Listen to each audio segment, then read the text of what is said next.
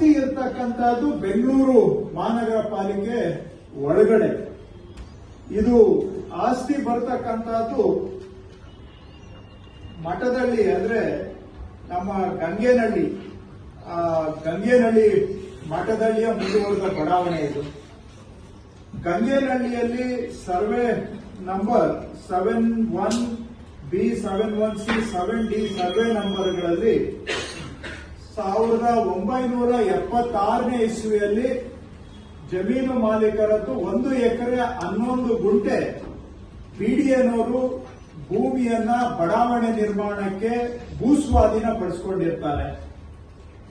1976ನೇ ಇಸ್ವಿಯಲ್ಲಿ ಆರಂಭ ಆಗಿ 1988ನೇ ಇಸ್ವಿಗೆ ಸಂಪೂರ್ಣ ಭೂಸ್ವಾಧೀನ ಮುಗಿದು ಹೋಗಿರ್ತದೆ. ಆದ್ರೆ ಮಾನ್ಯ ಕುಮಾರಸ್ವಾಮಿ ಅವರು ಮುಖ್ಯಮಂತ್ರಿ ಇದ್ದಾಗ ಈ ಜಮೀನಿಗೆ ಸಂಬಂಧನೇ ಇಲ್ಲದೆ ಇರತಕ್ಕಂತಹ ಯಾರು ಆ ರಾಜಶೇಖರಯ್ಯ ಅಂತ ಇವತ್ತಿಗೂ ನಮಗೆ ನಿಗೂಢ ಪ್ರಶ್ನೆ ಆಗಿದೆ. ಯಾವುದೋ ಒಬ್ಬ ಬೇನಾಮಿ ವ್ಯಕ್ತಿ ರಾಜಶೇಖರಯ್ಯ ಈ ಗಂಗೇನಹಳ್ಳಿ ಸರ್ವೆ ನಂಬರ್ನ 1 ಎಕರೆ 11 ಗುಂಟೆಗೆ ಅವರ ವಾರಸುದಾರರಿಗೆ ಸಂಬಂಧನೇ ಇಲ್ಲದೆ ಇರುವಂತಹ ದಾರಿಯಲ್ಲಿ ಹೋಗೋ ದಾಸಯ್ಯ ರಾಜಶೇಖರಯ್ಯ ಮುಖ್ಯಮಂತ್ರಿಗೆ ಈ ಜಮೀನನ್ನ ಡಿನೋಟಿಫೈ ಮಾಡಬೇಕು ಅಂತ ಅರ್ಜಿ ಕೊಡ್ತಾರೆ. ಜಮೀನು ಭೂಸ್ವಾಧೀನ ಆಗಿದ್ದು 1978ರಲ್ಲಿ. ಕುಮಾರಸ್ವಾಮಿ ಅವರಿಗೆ ಅರ್ಜಿ ಕೊಡೋದು 2007ನೇ ಇಸ್ವಿಯಲ್ಲಿ. ಭೂಸ್ವಾಧೀನ ಆಗಿ ಎಷ್ಟು ವರ್ಷದ ನಂತರ? 30 ವರ್ಷಗಳ ನಂತರ ದಾರಿಯಲ್ಲಿ ಹೋಗೋ ದಾಸಯ್ಯ ರಾಜಶೇಖರಯ್ಯ ಜಮೀನನ್ನ ಡಿನೋಟಿಫಿಕೇಶನ್ ಮಾಡಿ ಅಂತ ಅರ್ಜಿ ಕೊಡ್ತಾರೆ. ಆ ಜಮೀನಿಗೂ ರಾಜಶೇಖರಯ್ಯನಿಗೂ ಸಂಬಂಧನೇ ಇಲ್ಲ. ಈ ರಾಜಶೇಖರಯ್ಯ ಯಾರು ಅನ್ನೋದು ಕೂಡ ಇವತ್ತಿಗೆ ನಮಗೆ ಗೊತ್ತಿಲ್ಲ. ಅವನ ಆ ಜಮೀನಿನ ವಾರಸುದಾರನೂ ಅಲ್ಲ, ಅವ್ರ ಕುಟುಂಬಕ್ಕೂ ಸಂಬಂಧ ಇಲ್ಲ. ಅವನ ಅರ್ಜಿಯ ಮೇಲೆ ಕುಮಾರಸ್ವಾಮಿ ಅವರು ಅದೇ ದಿನ ಪತ್ರ ಬರೀತಾರೆ ಅಧಿಕಾರಿಗಳಿಗೆ, ಇದನ್ನ ಫೈಲ್ ಅನ್ನ ಪುಟಪ್ ಮಾಡಿ ಅಂತ. ಅಲ್ಲಿ ಕುಮಾರಸ್ವಾಮಿ ಅವರು ಮುಖ್ಯಮಂತ್ರಿ ಇದ್ದಾಗ ಅದು ಇಲಾಖೆಗೆ ಹೋಗುತ್ತೆ. ಇಲಾಖೆಯಲ್ಲಿ ಕೆಳಗಿನಿಂದ ಅಧಿಕಾರಿಗಳೆಲ್ಲ ಬರೀತಾರೆ, ಇದು 76ನೇ ಇಸ್ವಿಯಲ್ಲಿ ಭೂಸ್ವಾಧೀನ ಆಗಿದೆ, 88ನೇ ಇಸ್ವಿಯಲ್ಲಿ ಎಲ್ಲ ಪ್ರಕ್ರಿಯೆ ಪೂರ್ಣ ಆಗಿದೆ, ಹಾಗಾಗಿ ಇದನ್ನ ಭೂಸ್ವಾಧೀನ ಮಾಡೋದಕ್ಕೆ ಬರೋದಿಲ್ಲ ಅಂತ ಬರೀತಾರೆ ಅಧಿಕಾರಿಗಳು. ಅದಾದ್ಮೇಲೆ ಅದಕ್ಕೆ ಕುಮಾರಸ್ವಾಮಿ ಅವರು ಉತ್ತರ ಬರೀತಾರೆ, ಇದನ್ನ ನೀವು ನೋಡ್ಬಿಟ್ಟು ಕಾನೂನು ಪ್ರಕಾರ ಕ್ರಮ ತಗೊಳ್ಳಿ ಅಂತ ಬರೀತಾರೆ.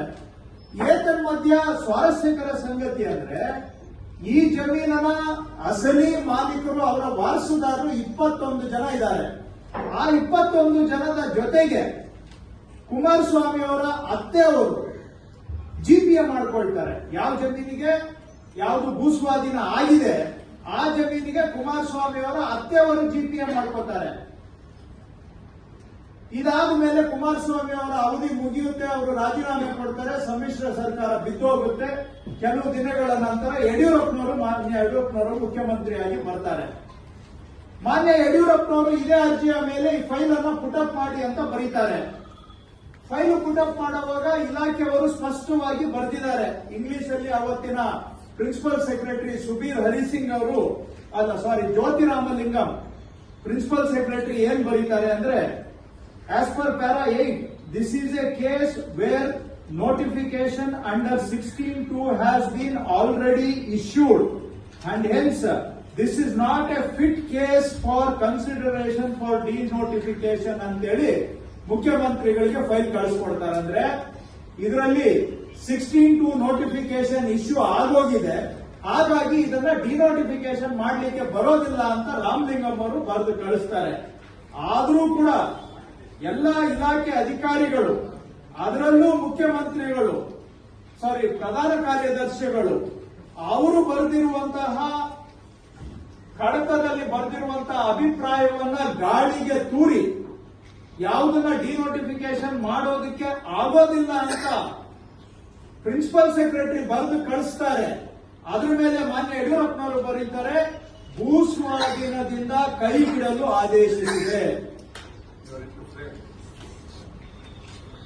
ಯಾವ ಡೇಟ್ ಅಲ್ಲಿ ಇದು ಬರೆದಿರೋದು?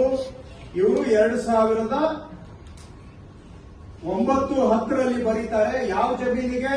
1976ರಲ್ಲಿ ಭೂಸ್ವಾಧೀನ ಆಗಿರುವಂತಹ ಜಮೀನಿಗೆ 2009-10ರಲ್ಲಿ ಇವರು ಡಿನೋಟಿಫಿಕೇಶನ್ ಮಾಡ್ತಾರೆ.